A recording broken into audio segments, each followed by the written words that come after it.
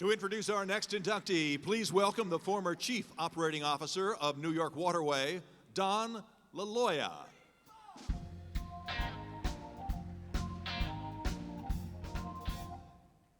Good evening. Good evening. You know, when I started coming down here tonight, I was feeling pretty good about myself, a kid from Newark on stage with all these luminaries. And then they introduced those students, and I realized I really need to get busy if I'm going to accomplish anything. But I think the second thing is that I was happy that nobody will make fun of my accent. So I would like to thank the Hall of Fame for allowing me to introduce to you one of New Jersey's native sons. I can list all of the things that Arthur Imperatore has done, but my time is limited. So I'll share with you a brief story. When my first interaction with Arthur Imperatore, I was attending a planning conference, and Arthur was sharing the stage with all of these anxious academics, most of which had predicted the demise of all of our great cities. And then this well-dressed entrepreneur kind of stamps across the stage and grabs the podium and leans forward practically into the audience, and he says, "Not so fast. I just bought 2 miles of waterfront in Weehawken in West New York, the most densely populated urban area in the country." So Arthur went on to explain that he expected all of us, I think he demanded that all of us in the audience stand up, commit ourselves, and turn these waterfront areas into thriving urban communities. Port Imperial, as it is today, is now one of the crown jewels of the urban waterfront restoration in New Jersey.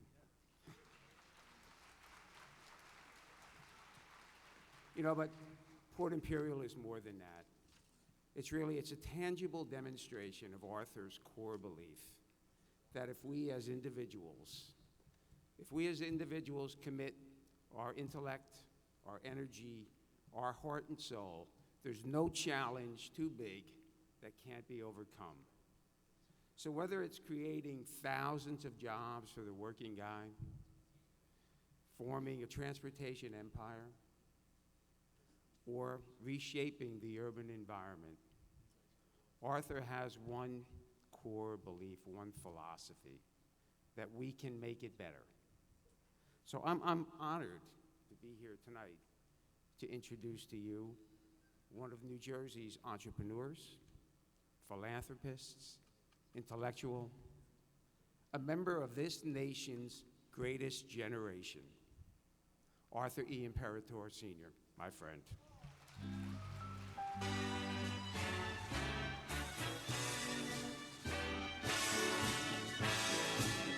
Born July 8, 1925 in West New York, Arthur Imperatore Sr. is an Italian-American entrepreneur, best known as the founder and president of New York Waterway, a private transportation company running vital ferry and bus services between New York and New Jersey. Over the past 70 years, he has employed thousands of Garden State residents spanning multiple generations. As a businessman, he has owned and developed many ventures, from coal mines to sports teams to transportation companies. After serving in the Army Air Corps in World War II, he began his business career in 1947, working with his brothers to create a trucking company, which would become APA Transport, the fourth largest interstate freight trucking company in the United States. In the early 1980s, he bought 2 miles of riverfront property in Weehawken and his hometown of West New York. Some thought that he was becoming a real estate developer, but Arthur's dream reached far beyond the shoreline. In 1986, this land was used to begin the New York Waterway ferry service between Weehawken and Manhattan, and the rest, of course, is history. For 30 years, millions of people have traveled safely and efficiently across the Hudson River due to the vision and the hard work of this New Jersey native. Now in his 90s, Arthur shows no signs of slowing down, and tonight his legacy sails into the New Jersey Hall of Fame.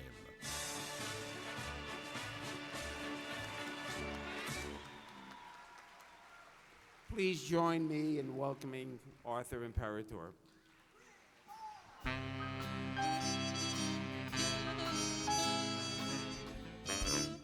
Wonderful to be here, and I thank the foundation for this honor. I had no idea this was ongoing. Somebody in our organization was up to it. and I found out later on. If I had known that it was such a shindig as Groucho Marx said, I would have taken a bath. Well, I'm here. And I'm glad I'm here. I saw a lot of pictures of the honorees. Some of them were done posthumously. I'm glad I'm here. And you know, so far, so good. I tell the good Lord, I know, I'm 102. How old am I, sweetheart? I have to ask my wife, you get a little older. You forget about some of these, unessential things like how old you really are. So I talk to God every once in a while. I tell him, listen, God, I know you might have your eye on me. However, I still have a lot of work to do here. Just bear that in mind. So far, as I say, so far, so good. Well, my road to this podium was paved by two remarkable women. One of them's here tonight. The first one, I remember as a boy of 4, 5, 6 years old, happened to have been my mother. My mother, and I'm here to bear witness to a saintly woman who was very economical with words, but who lived a life of courage, fortitude, and values and a principled life, such that I was imbued with. And one of the most important aspects of my mother's life, that she didn't speak, as I said, she was very economical. God help you if you had to explain, she expected you knew what the hell she was thinking about, But there hardly is a day goes by that I don't reflect on her life and what she imbued me with and decisions I make and have made every day of my life and still make at my age. I see her hovering over me, her aura and her influence of such scorching integrity, and that's the way we've lived in our business world. I'm in business 70 years as an entrepreneur since I left the Army. And I'm proud to say that, and as far as I'm concerned, that this honor, I reflect on my mother, and it is in her memory that I accept this award. And the second wonderful lady is here. She is my wife, Mei Ling Yi. I only know her 5 years, 5.5 years, and life is very easy and very fulfilling. It's simply very much more simple. It's yes, dear, and we get along splendidly. Yes, dear. And her influence, seriously, is the same as my mother's, with uncompromising integrity and uncompromising principles. And so I was lucky in my life. She's an eye doctor. and can't see straight. She married me twice. Can you imagine? Poor lady. In any event, I want to pay homage to the other heroes in my career, who are the hardworking people who worked for me and who have worked through the years. We were very careful in building companies, and we built not only companies that earned people's livelihoods and earned a place in the sun, but we built communities so that our people would feel a part. It was a chunk of the company that they owned. They took possession of it.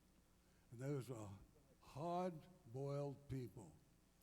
I call myself, maybe it doesn't sound so nice, but I sell sweat. I've been employing hard-working people for 70 years, and I'm proud of it. These are the people who run the world every day. Now it's the ferry business, ferries and buses, and mechanics and captains and deckhands. And I love what we do.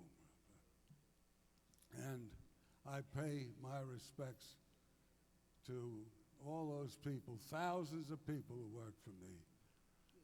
And I had, in addition, I've been very selective in my life, remembering again my mother about the good life and doing things right.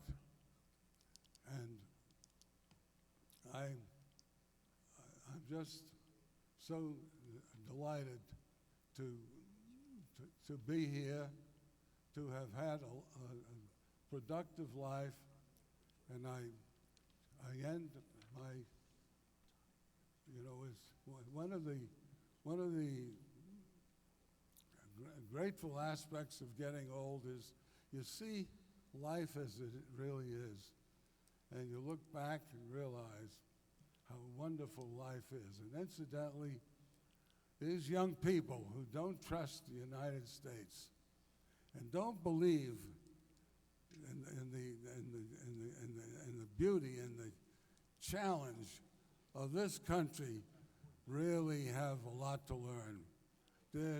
This country is the greatest. There's no end. There's no end of opportunity. There's work yet to be done. We're a young country, and I just hope that I live long enough to see a turnaround in some of the attitudes of the younger people. I close by reminding you, as I started to say, you get a little old, you start to repeat yourself. That you reflect on the realities of life. And at this point in my life, I want you to know I'm just Popeye. I am what I am. Thank you very much.